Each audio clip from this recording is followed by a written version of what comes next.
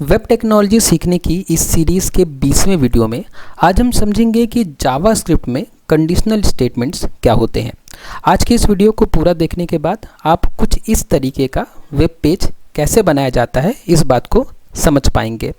इस web page में HTML, CSS और जावास्क्रिप्ट का उपयोग हुआ है। HTML की मदद से हमने ये टेक्स्ट लिखा है और ये बटन हमने बनाई है किसकी मदद से? HTML की मदद से। CSS की मदद से हमने ये बैकग्राउंड का कलर और ये जो टेक्स्ट लिखा है उसका कलर और बटन्स का कलर चेंज किया है। और जावास्क्रिप्ट क्या कर रहा है इस वेब पेज में, इस बात को समझने के लिए हमें इस बटन पर क्लिक करना पड़ेगा। पहले समझ लेते हैं कि यहाँ पे मैसेज क्या लिखा हुआ है। यहाँ पे मैसेज लिखा हुआ है कि क्या बारिश हो रही है। तो अगर बारिश हो रही है तो हम क्लिक करेंगे इस बटन पर जिसमें लिखा हुआ है कि हाँ हो रही है। तो अगर हम इस बटन पर क्लिक करते हैं तो मैसेज हमें दिखेगा कि बारिश हो रही है, छाता लेकर निकलो। ठीक है। उसी तरीके से अगर हम इस बटन पर क्लिक करते हैं जिसमें लिखा हुआ है कि नहीं हो रही है, तो मैसेज हमें दिखेगा कि मौसम साफ है, ऐसे ही निकल जाओ। तो जावास्क्रिप्ट की मदद से हम इस पेज को इंटरैक्टिव बना पा रहे हैं, मतलब हम इंटरैक्ट कर पा रहे हैं इस वेब पेज से। और इस इंटरैक्शन के पीछे जावास्क्रिप्ट का जो कॉन्सेप्ट यूज़ हो रहा है वो कॉन्सेप्ट है कंडीशनल स्टेटमेंट। तो कंडीशनल स्टेटमेंट को समझने से पहले एक बार मैं आपको इस वेब पेज का कोड दिखा देता हूँ कि ये काम किस तरीके से हो रहा है, फिर हम समझते हैं कि कंडीशनल स्टेटमेंट्स क्या होते हैं। तो अगर हम इस वेब पेज का कोड देखें तो आप जैसे कि देख सकते हैं कि HTML के अंदर ये यहाँ पे CSS लिखा हुआ है। इस CSS की वजह से ये सारी स्टाइलिंग हो रही है। और उसके बाद यहाँ पे देखिए ये दो बटन बनाए गए हैं और दो बटन के ऊपर ये हेडिंग लिखी हुई है। तो इन तीनों HTML की लाइन से हमें वो टेक्स्ट और दोनों बटन दिख रही हैं। उसके बाद में ये है हमारा जावास्क्रिप्ट का कोड। इस जावास्क्रिप्ट के कोड में हमने देखिए यहाँ पे एक कंडीशनल स्टेटमेंट यूज़ किया है। ये इफ एल्स आपको दिख रहा है, इसी को हम बोलते हैं कंडीशनल स्टेटमेंट। और आज के इस वीडियो में हम इस कंडीशनल स्टेटमेंट के बारे में ही समझेंगे। इस कंडीशनल स्टेटमेंट में लिखा हुआ है कि इफ़ मतलब अगर, इज़ रेनिंग मतलब कि बारिश हो रही है। ठीक है। इज़ रेनिंग वेरिएबल हमने ऊपर बनाया हुआ है। ठीक है। उसी वेरिएबल में हम वैल्यू पास कर रहे हैं कि बारिश हो रही है या नहीं हो रही है। ठीक है। तो अगर बारिश हो रही है तो प्रिंट करो। देखिए यहाँ पे प्रिंट हो रहा है कि बारिश हो रही है, छाता लेकर निकलो। और अगर ऐसा नहीं है, मतलब बारिश नहीं हो रही है, तो हमारा जो कंट्रोल होगा वो एल्स में जाएगा और यहाँ पे मैसेज प्रिंट होके आएगा कि मौसम साफ़ है, ऐसे ही निकल जाओ। तो आज के इस वीडियो में हम इसी कंडीशनल स्टेटमेंट के बारे में पढ़ने वाले हैं। HTML और CSS की आपको अगर बेसिक नॉलेज है तो आप इस कोड को बहुत आराम से समझ पाएंगे। और अगर नहीं है तो इस चैनल पे इस वीडियो सीरीज़ के बाद मैं एक वीडियो सीरीज़ और बना दूंगा जिसमें मैं HTML और CSS के बारे में आपको डिटेल में बताऊंगा। तो चलिए आगे बढ़ते हैं और समझते हैं कि जावास्क्रिप्ट में कंडीशनल स्टेटमेंट्स क्या होते हैं। तो कंडीशनल स्टेटमेंट को समझने के लिए हम सबसे पहले समझते हैं इंट्रोडक्शन कंडीशनल स्टेटमेंट के बारे में। जावास्क्रिप्ट में कंडीशनल स्टेटमेंट का उपयोग यह तय करने के लिए किया जाता है कि कौन सा कोड चलाना है और कौन सा नहीं। जैसे कि हमने अभी जो वेब पेज देखा उसमें हमने तय किया कि बारिश हो रही है वो वाला मैसेज दिखाना है या बारिश नहीं हो रही है वो वाला मैसेज दिखाना है। तो हम उन दोनों मैसेज को दिखा पा रहे थे कंडीशन के हिसाब से, क्योंकि हमने कंडीशनल स्टेटमेंट का उपयोग किया था। यानी जब हमें किसी कंडीशन के आधार पर कोई निर्णय लेना होता है तब हम कंडीशनल स्टेटमेंट का उपयोग करते हैं। तो अगर कोई शर्त है, कोई कंडीशन है हमारे आउटपुट के लिए, तब हम कंडीशनल स्टेटमेंट का उपयोग करते हैं। एग्जाम्पल के लिए अगर बारिश हो रही है तो छाता लो वरना ऐसे ही निकल जाओ। ठीक है। देखिए यहाँ पे कंडीशन है कि अगर बारिश हो रही है, तो बारिश हो रही है तो जवाब दोनों हो सकता है, हाँ भी हो सकता है और नहीं भी हो सकता है। तो अगर जवाब हमारा हाँ है तो जो मैसेज होगा वो होगा कि छाता ले जाओ, और अगर बारिश नहीं हो रही है तो मैसेज होगा कि ऐसे ही निकल जाओ। ठीक है। तो यहाँ पे कंडीशन आई, तो इस जगह पे हमें कंडीशनल स्टेटमेंट का उपयोग करना है। यही सोच जावास्क्रिप्ट में इफ एल्स के रूप में लिखी जाती है। तो इसी को हम जावास्क्रिप्ट में इफ एल्स के फॉर्म में लिखते हैं। एक और उदाहरण है, मान लीजिए कि आपके पास किसी की उम्र है और आप पता लगाना चाहते हैं कि वह व्यक्ति 18 साल या उससे ज़्यादा उम्र का है या नहीं। तो अगर आपके पास किसी व्यक्ति की उम्र है 20 साल, 18 साल या 15 साल और आप उस उम्र से पता लगाना चाहते हैं कि वो 18 साल से ऊपर का है या नहीं है, तो भी आपको कंडीशनल स्टेटमेंट का उपयोग करना रहेगा। आपको एक उम्र दी जाएगी, मान लीजिए 50, अब आप चेक करेंगे कि वो 50 जो है 18 साल से ज़्यादा है या कम है, ठीक है। तो इन कंडीशंस के लिए, इन सिचुएशंस के लिए हम कंडीशनल स्टेटमेंट का उपयोग करते हैं। तो कंडीशनल स्टेटमेंट्स के कुछ प्रकार होते हैं, अलग अलग तरीके के कंडीशनल स्टेटमेंट होते हैं। हम एक एक करके सारे कंडीशनल स्टेटमेंट को समझते हैं। तो सबसे पहला होता है इफ़ स्टेटमेंट। यह सबसे बेसिक स्टेटमेंट है। जब कोई शर्त या कंडीशन ट्रू होती है तभी कोड ब्लॉक चलेगा। इसका सिंटेक्स कुछ इस तरीके से होता है कि हमने लिखा इफ़ मतलब अगर कोई कंडीशन, यहाँ पे हम कंडीशन लिखेंगे। जैसे कि अभी हमने वेब पेज पे देखा था कि इज़ रेनिंग, हमने कंडीशन लिखा था कि क्या बारिश हो रही है। तो अगर वो कंडीशन सही है तो कोड चले, और वो कंडीशन सही नहीं है तो फिर कोड आगे बढ़ जाए, ठीक है। तो ये होता है हमारा पहला कंडीशनल स्टेटमेंट, जिसमें सिर्फ हम इफ़ लिखते हैं, हम एल्स की बात नहीं कर रहे हैं। एग्जाम्पल के लिए, जैसे यहाँ पे हमने एक वेरिएबल बनाया एज नाम का, और इस वेरिएबल में हमने 20 स्टोर कर दिया, ठीक है। वेरिएबल कैसे हम डिक्लेयर करते हैं, इस बात के लिए मैंने एक वीडियो बनाया था इसी सीरीज़ में। अगर आप उस वीडियो को पहले देखना चाहते हैं तो आप इस आई बटन पर क्लिक करके उस वीडियो को पहले देख सकते हैं, या इस वीडियो के ख़त्म होने के बाद भी उसको देख सकते हैं, ठीक है। उस वीडियो में मैंने बताया है कि हम कोई वेरिएबल को डिक्लेयर किस किस तरीके से कर सकते हैं। तो हमने यहाँ पे एक वेरिएबल बनाया एज नाम का, और उसमें हमने 20 स्टोर कर दिया। अब देखिए यहाँ पे इफ़ कंडीशन है, हमने चेक किया यहाँ पे कि एज जो है वो ग्रेटर देन और इक्वल टू 18 है या नहीं। तो अगर यहाँ पे एज की वैल्यू 20 है तो 20 जो है वो ग्रेटर देन 18 है, ये कंडीशन क्या है, सही है।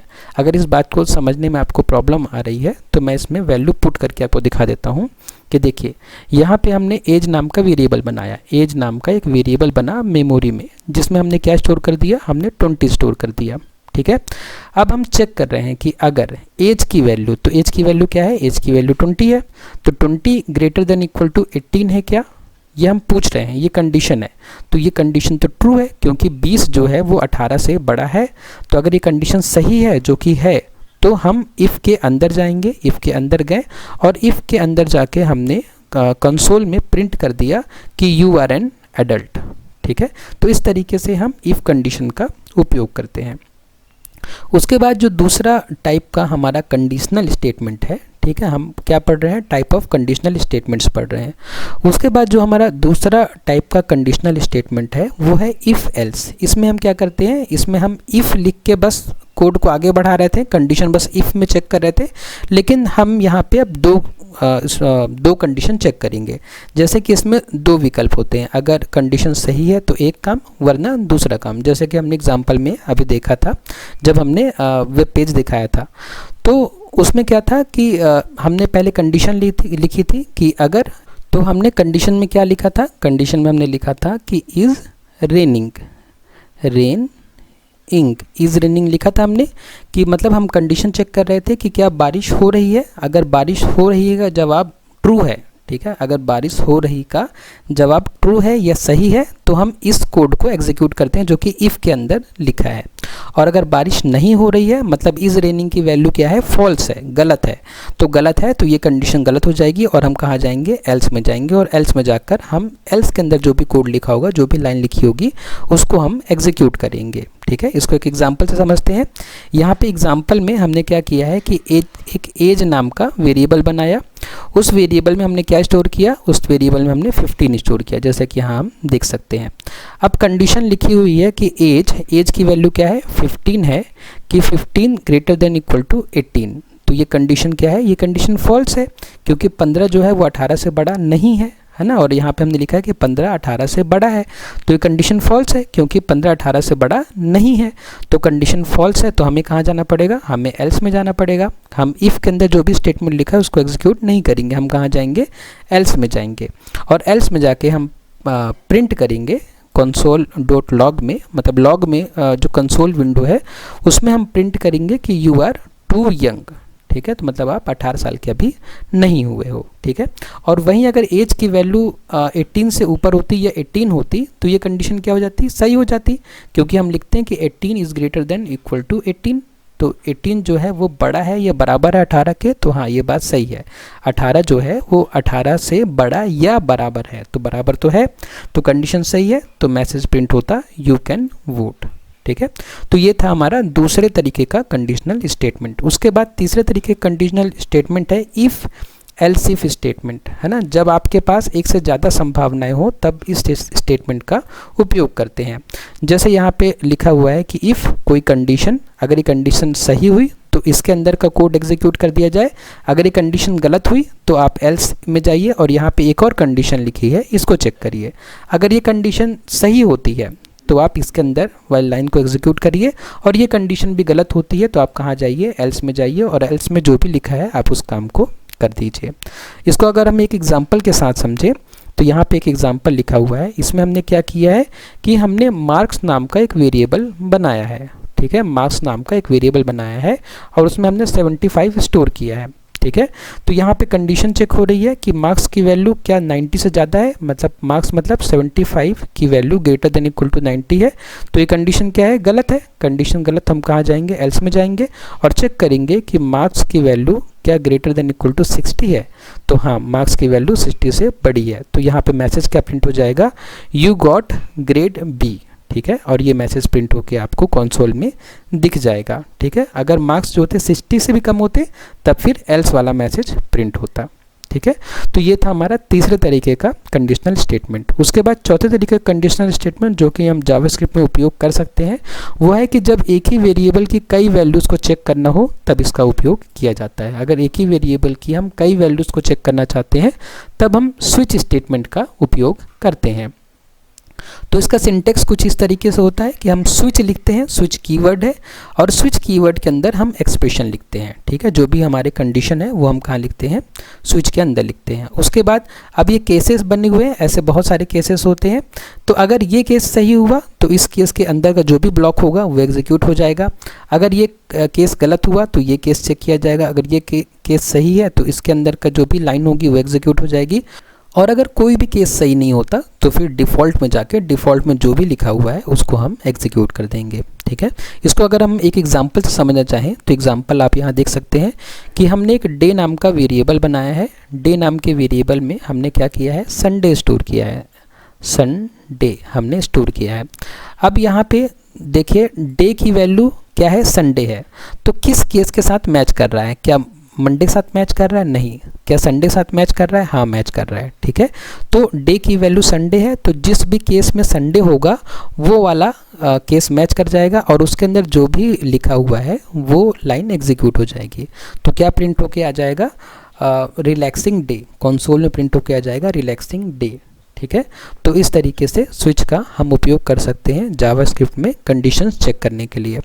उसके बाद जो आखिरी तरह का कंडीशनल स्टेटमेंट है जो कि बहुत इंपॉर्टेंट है वो है टर्नरी ऑपरेटर, ठीक है। हम इफ एल्स को शॉर्ट में लिख सकते हैं टर्नरी ऑपरेटर के फॉर्म में। यह एक छोटा और आसान तरीका है इफ एल्स लिखने का। तो हम इसमें इफ एल्स को एक लाइन में लिख सकते हैं। तो ये इसका सिंटेक्स होता है, पहले हम कंडीशन लिखते हैं। अगर कंडीशन ट्रू है तो ये वाला स्टेटमेंट एग्जीक्यूट होगा, और अगर कंडीशन फॉल्स है तो ये वाला स्टेटमेंट एग्जीक्यूट होगा, ठीक है।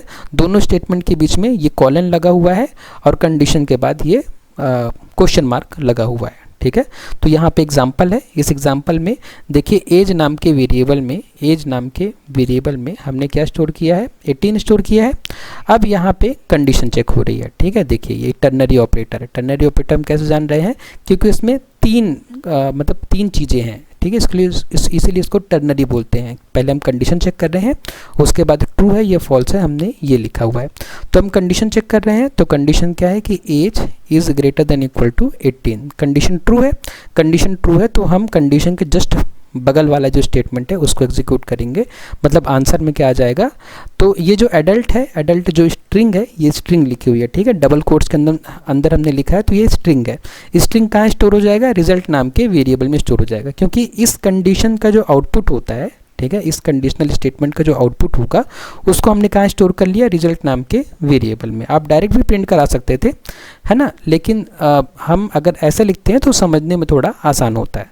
तो हमने इन दोनों में से जो भी स्ट्रिंग कंडीशन के हिसाब से सही थी उसको हमने स्टोर किया रिजल्ट नाम के वेरिएबल में, और रिजल्ट नाम के वेरिएबल की वैल्यू हमने प्रिंट कर दी। तो यहाँ प्रिंट होके क्या आ जाएगा, कंसोल में एडल्ट प्रिंट होके आ जाएगा अगर एज की वैल्यू 18 है। ठीक है, अगर एज की वैल्यू 18 ना होती और इससे कम होती, मान लीजिए कि एज की वैल्यू होती यहाँ पे 15 होती, तो एज नाम के वेरिएबल में क्या स्टोर होता, एज नाम के वेरिएबल में 15 स्टोर होता। और 15 जब होता तो ये कंडीशन जो होती, ये कंडीशन तो इसमें होता कि 15 greater than equal to 18, condition false होती, तो हम ये वाला जो स्ट्रिंग है, इस स्ट्रिंग को हम स्टोर करते किस में, रिजल्ट नाम के वेरिएबल में, और इसको हम प्रिंट करते तो हमें आंसर में क्या मिलता, माइनर। ठीक है, उसके अलावा एक और एग्जांपल है कि इज रेनी वाला जो हमने किया था इफ एल्स की सहायता से, जो वेब पेज हमने बनाया था उसको हम टर्नरी ऑपरेटर की मदद से भी कर सकते हैं। ठीक है, तो इज रेनी की वैल्यू अगर ट्रू है, ठीक है, इज रेनी की वैल्यू अगर ट्रू है तो ये कंडीशन, ये जो कंडीशन यहाँ पे लिखी हुई है ये ट्रू हो गई। अब ये कंडीशन ट्रू है तो ये वाला स्टेटमेंट एग्जीक्यूट होगा और प्रिंट होके आ जाएगा टेक एन अम्ब्रेला।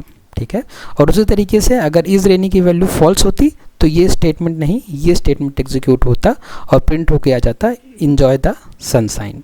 ठीक है, अब इसमें ध्यान देने वाली बात क्या है कि यह तब उपयोगी होता है जब सिर्फ एक लाइन में निर्णय लेना हो। तो अगर आपको एक ही लाइन में निर्णय लेना है तब आप टर्नरी ऑपरेटर का उपयोग करिए। यह कोड को छोटा और पढ़ने में आसान बनाता है। तो टर्नरी ऑपरेटर का उपयोग करके आप कोड को छोटा और आसान बना सकते हैं। तो अब एक बार हम जो हमने 5 अभी कंडीशनल स्टेटमेंट देखे उसको हम रिवाइज कर लेते हैं कि इफ़ से शुरू करें जब केवल एक कंडीशन हो। अगर एक कंडीशन हो तो आप इफ़ लगाएं। ठीक है, इफ़ कंडीशन का उपयोग करें। इफ़ एल्स का प्रयोग करें जब 2 विकल्प हों, जब आपके पास 2 कंडीशन हो कि ये नहीं तो ये, तब आप इफ़ एल्स का उपयोग करिए। एल्स इफ का प्रयोग करें जब कई विकल्प हो, जब आपके पास कई विकल्प हो तब आप एल्स इफ का उपयोग करिए। उसके अलावा स्विच का प्रयोग करें जब एक ही वेरिएबल की कई वैल्यूज़ हों। ठीक है, अगर एक ही वेरिएबल की कई वैल्यू हो सकती हैं तब आप स्विच का उपयोग करिए। और एक ही लाइन में तेज निर्णय के लिए आप टर्नरी ऑपरेटर का उपयोग कर सकते हैं। ठीक है, तो इन 5 लाइन से आप रिवाइज कर सकते हैं अभी तक हमने जो पढ़ा। तो आज की इस वीडियो को अब हम कंक्लूड करते हैं कि कंडीशनल स्टेटमेंट से हम जावास्क्रिप्ट को स्मार्ट निर्णय ले सकते हैं।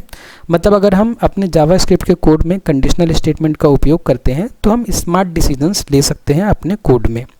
यह कोड को डायनेमिक और शक्तिशाली बनाते हैं। तो अगर हम अपने कोड में कंडीशनल स्टेटमेंट का उपयोग करते हैं तो हमारा कोड जो होता है वो डायनेमिक होता है और शक्तिशाली बनता है।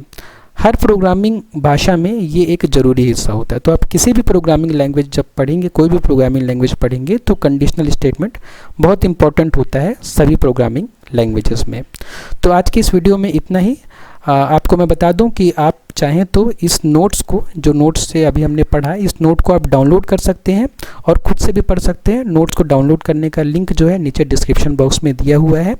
इसके बाद में अगर आपको वीडियो पसंद आए तो वीडियो को लाइक करें, शेयर करें अपने फ्रेंड्स के साथ में और सब्सक्राइब करें चैनल को। आपने वीडियो को लास्ट तक देखा उसके लिए बहुत बहुत धन्यवाद।